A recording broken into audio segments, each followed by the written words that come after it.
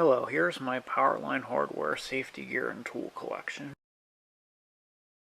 Most of this stuff came from flea markets and eBay, and whenever linemen were wrecking on a pole, I would ask them for the hardware, and they would usually give it to me. Some of it, like that power factor correction capacitor, was refused freight.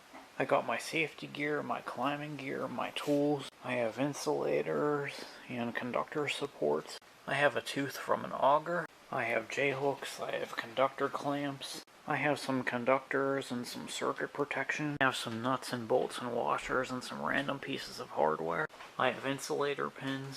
I have some brackets and some random guying hardware. I have a power factor correction capacitor. I have my temporary service entrance that I built.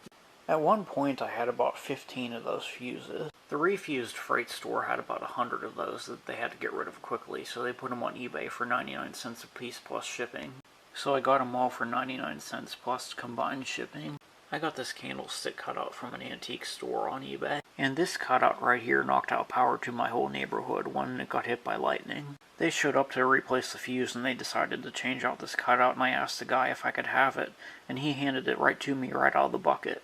These Sediver insulators right here with a clamp and clevis are what I consider a big highlight of my collection. At one point I had about 200 to 300 telegraph insulators.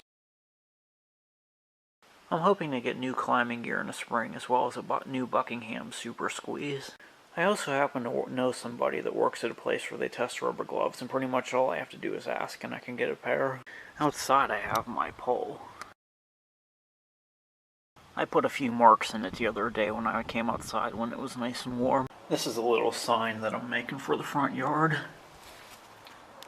It's gonna go right there. Well, thanks for watching. Please subscribe and happy collecting.